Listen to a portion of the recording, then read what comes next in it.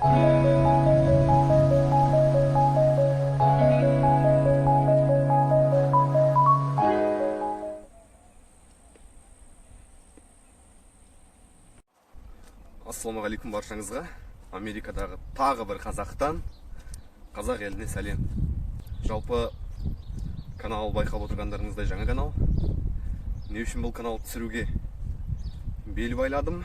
Өйткені біріншіден Америкадағы өмір қалай? Америкада мен не істеймін? Оқу жағы қалай болады? Жұмыс жағы қалай деген сияқты бірсыпыра өте көп қойылатын сұрақтарға жауап беру. Екіншіден, жалпы осы жақтағы өтіп жатқан жастық шағымды камераға түсіріп естелікке қалдырып қою деген сияқты жоспарларым бар. Каналдың алдағы даму бағыты әлі өзіме белгісіз. Дегенмен қызықпасын деп көрейік деп шештік. Бастайық.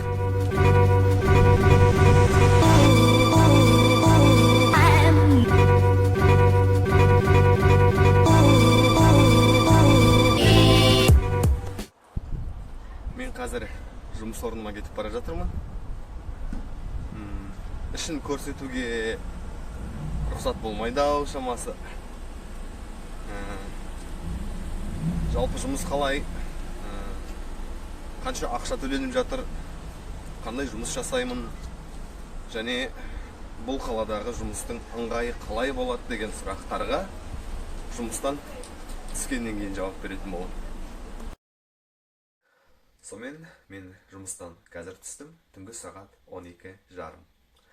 Ал енді көп қойылатын сұрақтардың біріншісінен бастап кетейін. Америкада өмір сүру үшін ағылшын тілін меңгеру қажет пе? Керек болса, қаншалықты деңгейде меңгеру керек?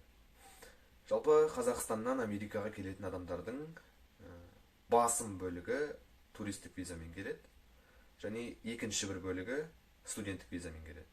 Әрине, бұл екі визаның типінен бөлек, басқа да визаның типтері бар. Жұмыс визасы дейді, жаңағы қалыңдық визасы дейді, әртүрлі визалар бар. Дегенмен, оларға тапсырыс беретін адамдардың саны алғашқы екеуінен қарағанда аздау болғандықтан, жалпы осы екеуін бірінші қозғайын деп шештім. Туристік визамен келетін адамдар жалпы тағы да екі мақсатпен келеді. Біріншісі саяхаттау, қыдыру, ел көру, жер көру. Егер де мақсатыңыз сондай болса, онда ағылшын тілін білмей қойсаңыз да болады. Өйткені менің көзқарасым бойынша шетелге ол мемлекеттің тілін білмей қыдырудың өзі бір қызық нәрсе.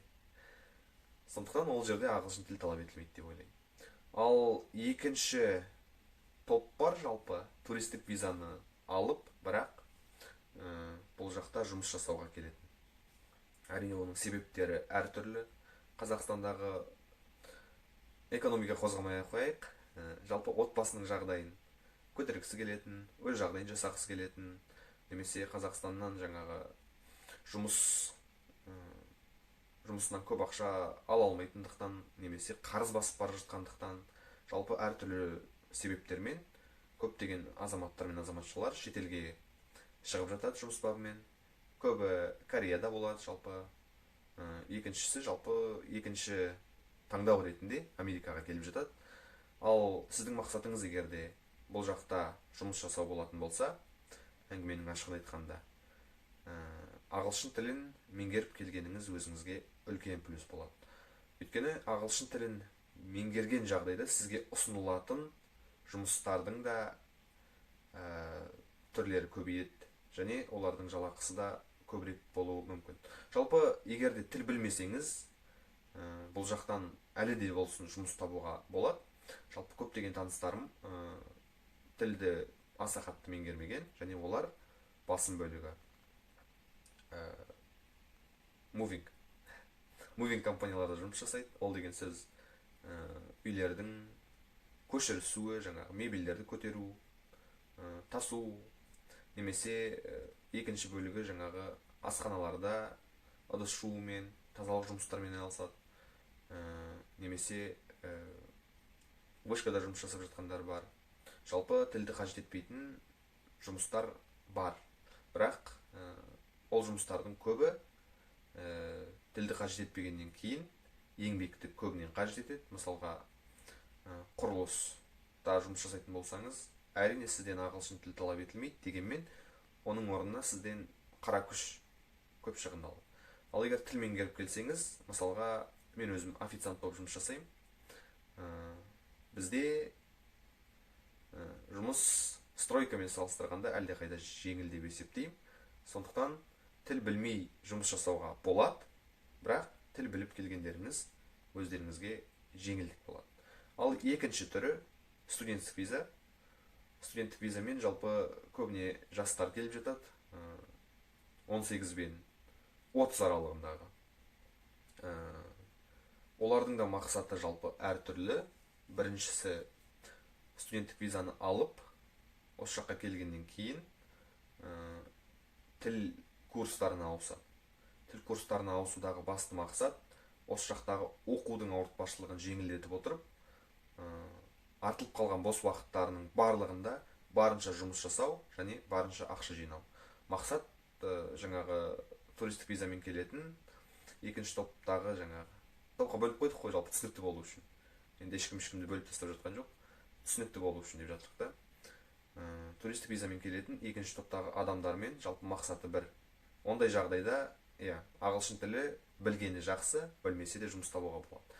Ал студенттік визамен келетін тағы да бір типтің адамдары бар. Олар шынымен де оқимын, осы жақтан мамандық аламын, осы жақтан диплом көтеріп қайтамын деген. Әрине олар тағы да аздау. Дегенмен, егер де мақсатыңыз сондай болған жағдайда, онда ағылшын тілін upper intermediate деңгейінен бастап білгеніңіз өзіңізге жеңіл болады. Жалпы осымен ағылшын тілін Америкада меңгеру керек пе, жұмыс жасауға қалай, өмір сүру үшін ағылшын тілі қаншалықты деңгейде керек деген сұрақтардың бетін шалып, қысқаша айтып кеттім деп ойлаймын. Сұрақтарыңыз болса, әлі де комментарий бөлімінде қоя берсеңіздер болады, және Instagram аккаунтты қалдырып қоям. Оны да жаңадан ашылған. Сондықтан дайректқа жазылған әрбір жеке сұрақтарға жауап беруге тырысамын. Және келесі бөлімдерде сіздердің қойған сұрақтарыңыз бойынша видеолармен жауап беруге тырысамын.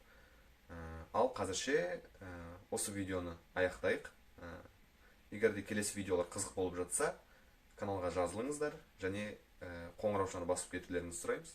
Әрине, оның барлығы адамның өз еркімен болатын нәрсе. Егер де канал қызықсыз деп тапсаңыздар, онда көргендеріңіз үшін рахмет. Сау болыңыздар.